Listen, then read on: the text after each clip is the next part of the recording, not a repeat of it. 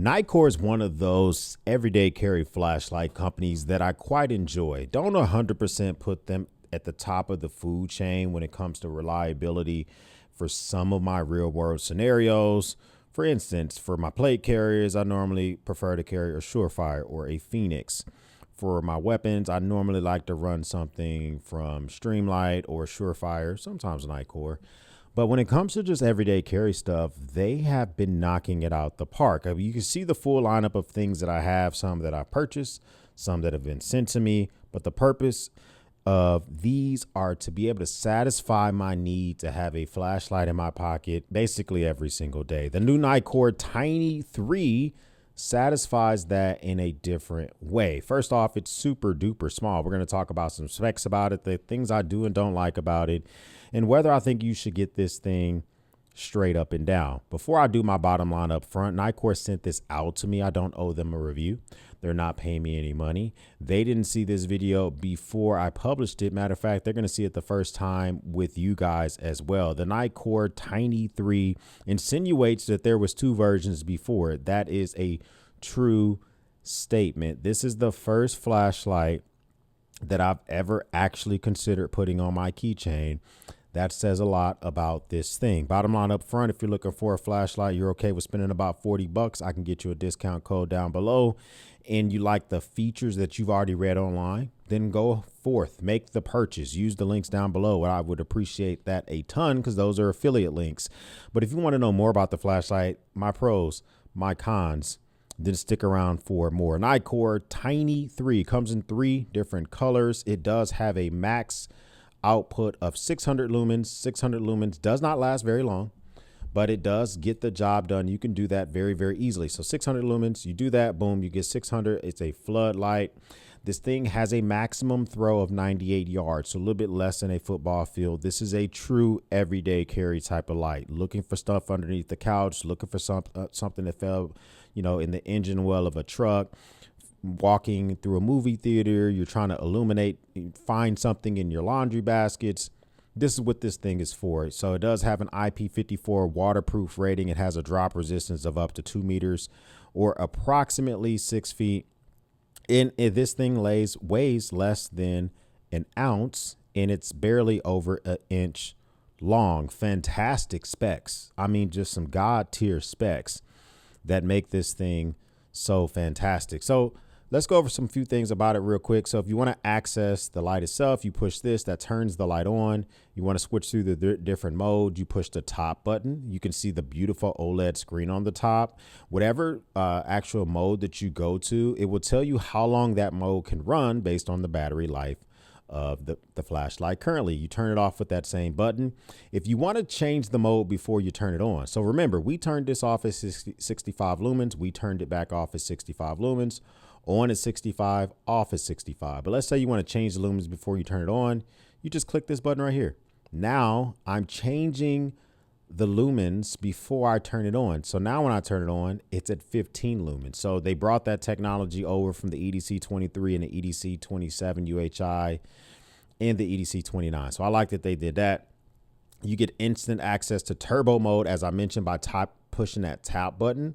That gets you 600 lumens, and it will do that until the unit starts to overheat and it starts to walk itself down. So I have it here right now. It says it can go 16 minutes at this, but it won't maintain that. Once the unit begins to overheat, it will start to step itself down, eventually bringing itself down to 200 lumens, which is the high lumen mode. You also have different color temperatures for this light. Why the hell would you care about different color temperatures? Well, you may want a cool light, which is good for like everyday carry type of tasks.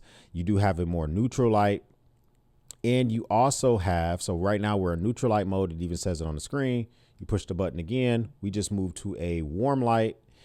And why would you want a warm light? Well, you may want a warm light if you're trying to cut through a day that's cloudy, if you're trying to cut through fog or whatever, and you're trying to illuminate the path right in front of you. Warm light is really, really good at that. And it's also softer on your eyes. So maybe if you're walking from your camp, from your tent to a head area at your campsite, you may decide to use a warm light so that you don't completely destroy your night vision.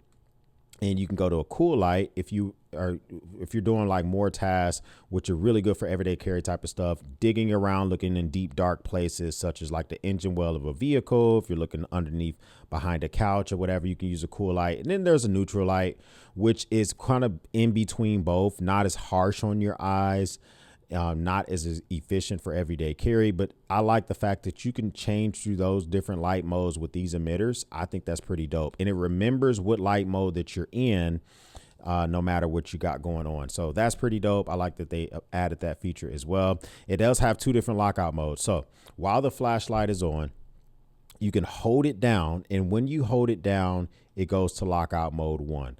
Lockout mode 1 means you can still access the turbo mode.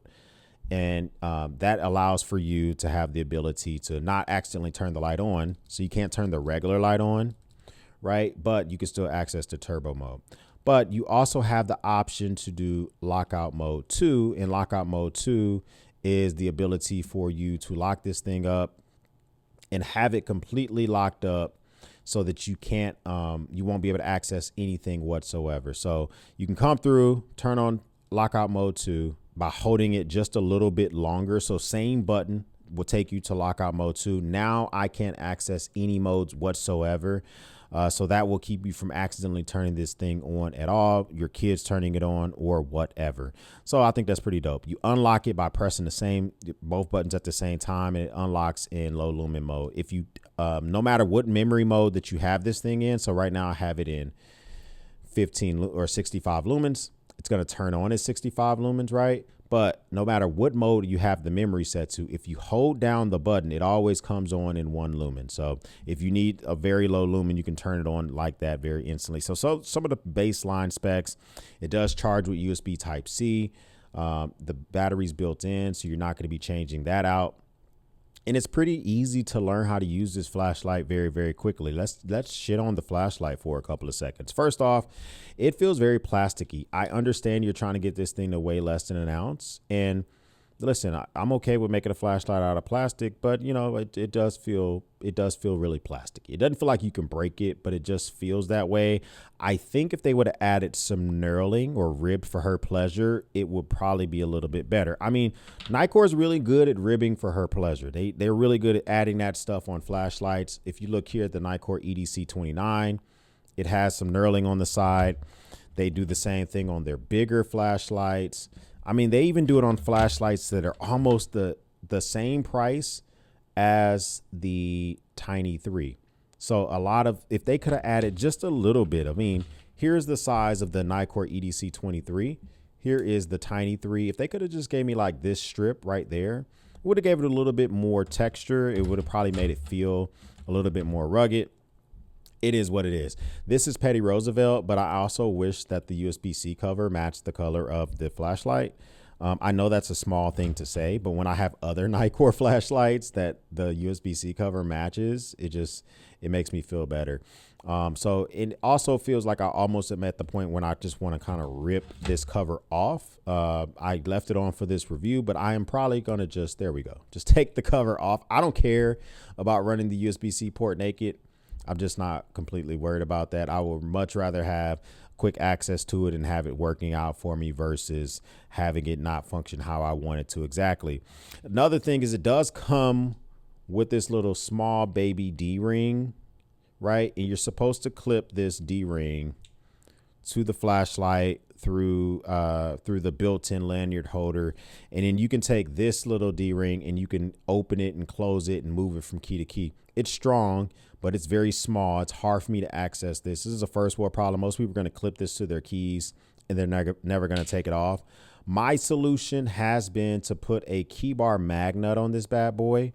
So now with the key bar magnet, I can take my keys that I would often have with me, and I can actually clip this thing to my keys, and it could just sit there. It can hang. It can be a part of my key set, and this kind of just works out for me. But that's, you know, you could even do something if I really wanted to. I could run the lanyard directly to this little key holder on my keys itself, and it would be very, very small and discreet. Whatever I wanted to do. But look how small this thing is. This is my cache system that's always hanging from my keys no matter what's going on. And this thing has a secret little $50 bill inside. This flashlight is it's basically the same size as it. They're basically the same size. So if I'm okay with carrying this cash system, I might be okay with carrying this flashlight. Why would you want to carry this? This is a secondary light. You know, a lot of us do primary, secondary, tertiary when it comes to our carries. Primary is normally the flashlight that's in my left pocket. I normally will have a flashlight in my left pocket, always ready to rock and roll. But there are days, there are times, there are moments when I fail to put a flashlight in my pocket. This can be a decent tertiary flashlight, because normally I also will have a pouch nearby and that pouch has a flashlight. This is a great secondary or tertiary flashlight. It can be on your keys, which could be with you at all times or whatever. And so that way, you know, if you're rocking, whether you're rocking your vehicle keys or you're rocking your house keys, and you want to just quickly illuminate the front door to see what, you know, to shine it as you stick the key inside, or if you want to, you know, use this to make sure you don't trip up a set of stairs at someone's house that you've never been to before, this can always just be there. So at $40 or $39.95, do I think it's worth it at full price? I think I would probably try to snag this thing at least at like the $30, $35 mark. There are competitors from OLED, from Phoenix, that are around the same price. And only reason I would say I'm okay with paying full price for this is the OLED screen and the functionality. But if you just need a flashlight that turns on and illuminates shit, there's other flashlights. But if you like this OLED screen, you like the functionality, you already understand how to use its big brothers, because literally the EDC 29, 27, 23 all work the same way. They have the same button functionality and all that good stuff. Then you might be okay with making this happen. I also can get you 10% off. Just check the links down below for the best pricing. A lot of times this thing goes on sale for 25% off, but this is kind of the tiny one that might get the job done. Comment down below if this is your first time stopping by. I would love to have you part of the battalion, so hit that subscribe button. What do you think about the Tini3 by Nitecore? Is this a smash or a pass? Put an S for smash or a P for pass, and I would love to know what your comment down below. If this is your first time stopping by, hit the subscribe button. I would love to have you part of the battalion. If this is not your first time stopping by, well, thank you once again for watching me run my grape. For everyone else, we'll speak soon.